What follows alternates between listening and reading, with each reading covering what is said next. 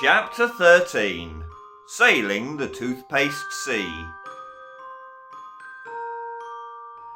The shores of the Toothpaste Sea seemed to be littered with hundreds and thousands of tiny white pebbles.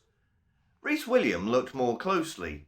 Like everything else in this land, they were, of course, tiny white teeth. He looked out across the vast Toothpaste Sea, which was a thick, flowing, bluish white. "Question now," said Reece William, "is how do we cross it?" "What you need is a boat," rumbled Roger, "and as it happens, I know just the place to look." The two companions were still sat atop the two molar bears who had laid down for a rest. The bears got to their paws and Roger took the lead. They padded along the shoreline. Rounding a bend, they saw a little jetty made of shiny white teeth. Tied to the jetty was a small toothed sailing boat. It looked just big enough for the two little travellers. "Who do we ask if we can borrow it?" said Reece William. He had been taught to always be honest and polite. "Ain't been no one here for years," Roger rumbled. "My guess is no one will mind if you borrow it." "Very true," growled Boris. "No one here, not for a long while. Might as well help yourselves." Reece William clambered down from Boris's back and walked out onto the jetty. Milktooth followed him. The little boat seemed sturdy enough. In the middle of it was a tall mast with the sail folded down. Reece William put his rucksack in the boat and climbed in after it. Rather reluctantly, Milktooth followed.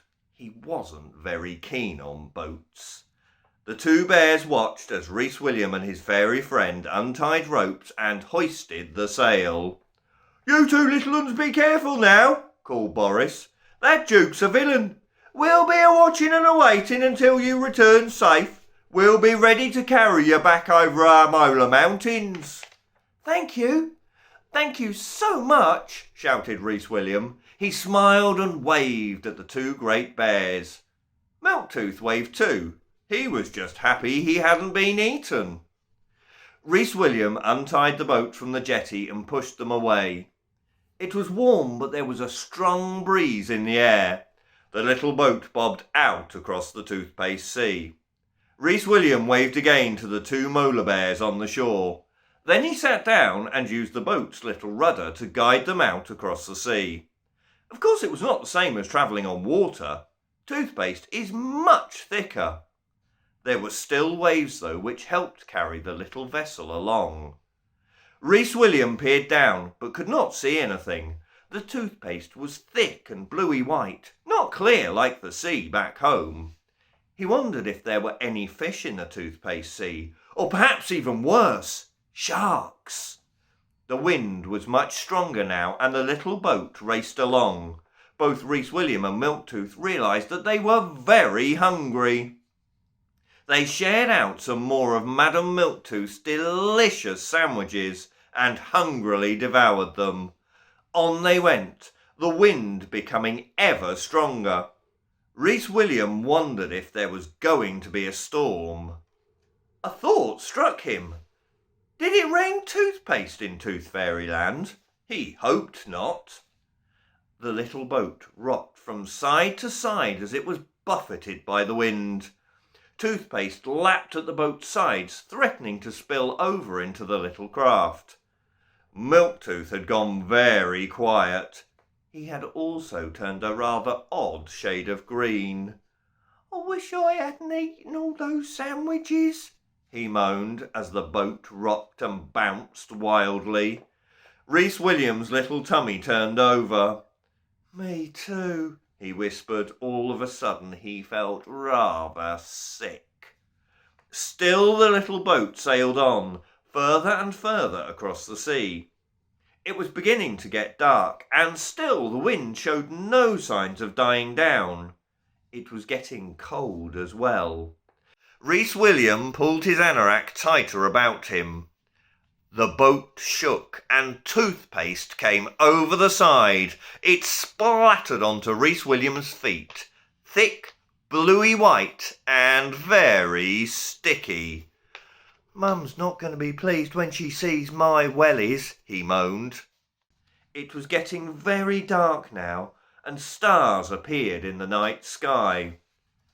They were both very sleepy.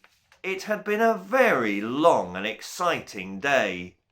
Reece William thought of the two wondrous molar bears waiting for them to return. The little pair curled up in the bottom of the boat.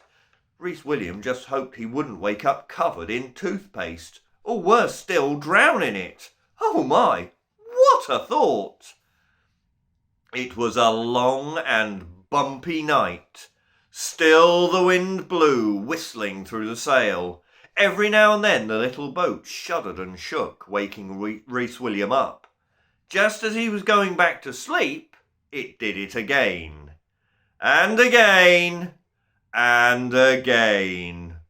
All in all, it was a pretty miserable night, especially as it didn't seem to bother Milktooth. He just snored loudly. When daylight came, Reece William was cold and tired. Finally, the wind seemed to be dying down. About time too, thought Reece William. He sat up and rubbed his eyes. He was longing for his own little bed. As the sun grew brighter, he looked out over the toothpaste sea. Hang on! Was that? Could it be? Yes, it was! He shook Milktooth, who was still snoring. The little fairy spluttered. What's the matter? Where are we? Reece William stood up. Land ahoy! He cried. He'd always wanted to say that.